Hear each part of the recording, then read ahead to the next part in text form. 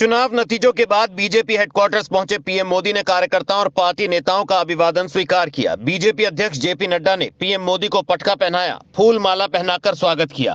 PM Modi ने अपनी victory speech में कहा, हरियाणा की जनता ने फिर कमाल कर दिया, कमल कमल कर दिया। ये संविधान और लोकतंत्र की जीत है। हरियाणा के लोगों ने छप्पड़ फाड़कर वोट दिया। इस जीत की गूंज दूर दूर तक जाएगी। जहां दूध दही का खाना,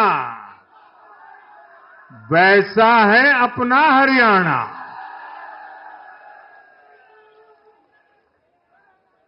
हरियाणा के लोगों ने फिर कमाल कर दिया है और कमल कमल कर दिया है। हरियाणा में तीसरी बार लगातार कमल खिला है।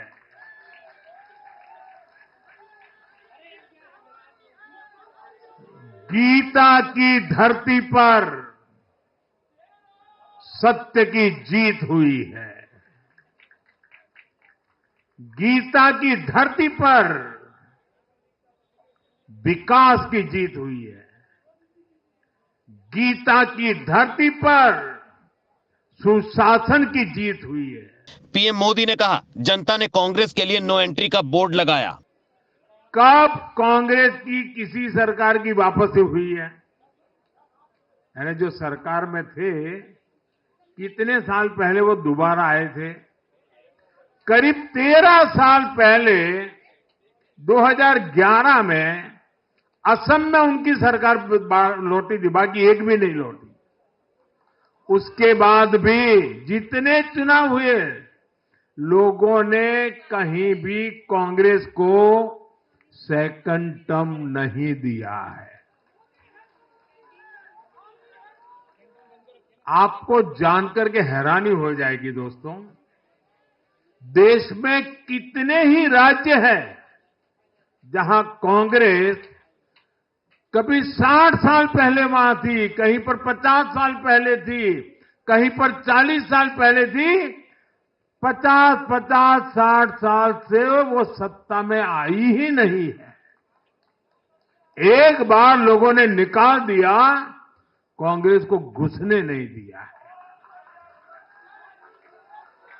देश के ज्यादातर राज्य के लोगों ने कांग्रेस के लिए नो एंट्री का बोर्ड लगा दिया है। वहीं मुख्यमंत्री नायब सिंह सैनी ने हरियाणा में जीत का श्रेय पीएम मोदी को दिया। कहा, उनकी नीतियों पर जनता ने लगाई मोहर। वहीं आदरणीय प्रधानमंत्री जी के नेतृत्व में जो ये तीसरी बार हरियाणा की ऐतिहासिक जीत हुई है, इसके लिए भी मैं प्रधानमंत्री जी का धन्यवाद करता हूं। मैं अपनी उच्च लीडरशिप का धन्यवाद करता हूं। मैं हरियाणा के लाखों भारतीय जनता पार्टी के कार्यकर्ताओं का दिल से बहुत बहुत धन्यवाद करता हूं। वहीं हरियाणा के नतीजों को लेकर कांग्रेस ने ईवीएम पर सवाल खड़े किए। जयराम रमेश ने कहा, जमीनी हकीकत कुछ और थी और नतीजे लोक भावना के विरुद्ध हैं। हम चुनाव आयोग से शिकायत करेंगे। हरियाणा के संदर्भ में हमने चुनाव आयोग से आज दोपहर से लगातार शिकायत कर रहे हैं। उनसे जवाब भी आया है, उस जवाब का जवाब भी मैं दे रहा हूं। और उसके बाद भी 3 या 4 जिलों से बड़े गंभीर शिकायत आए हैं। वो सब कल या परसों हम चुनाव आयोग के सामने पेश करेंगे।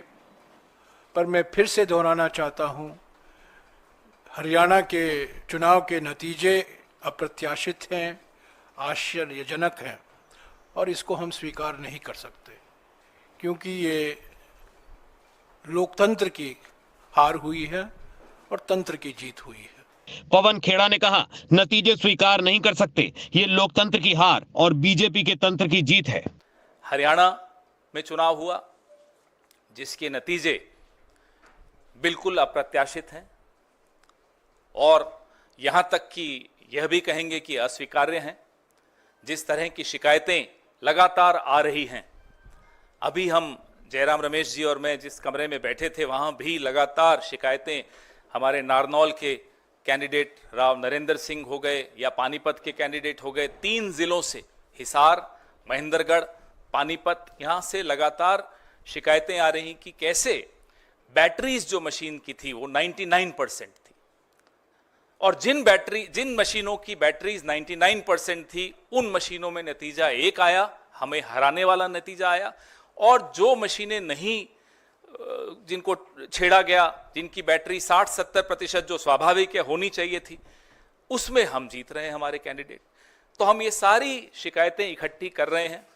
हमारे कैंडिडेट्स ने वहाँ रिटर्निंग ऑफिसर्स को शिकायतें दी हैं और दे रहे हैं अभी, लेकिन आने वाले कुछ दिनों में ये सारी शिकायतें लेकर हम चुनाव आयोग में जल्दी ही जाएंगे और अपनी शिकायत वहाँ दर्ज कराएंगे। इस तरह का नतीजा कहीं भी धरातल पे नहीं दिख रहा था। आप लोग भी गए, हम लोग भी गए, सब घूम रहे थे। कोई ये नहीं मान सकता कि हरियाणा में इस तरह का अप्रत्याशित नतीजा आएगा। हम सब अचंभित हैं।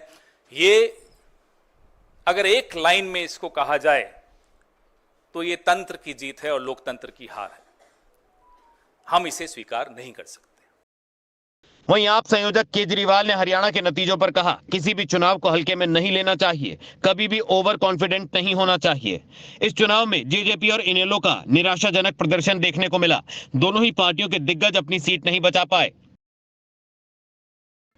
राजसत्ता टीवी पर आपको मिलती है देश दुनिया से जुड़ी एक से बढ़कर एक खबरें। आप भी जुड़िए, हमारे चैनल को सब्सक्राइब करिए और बेल आइकॉन दबाना मत भूलिएगा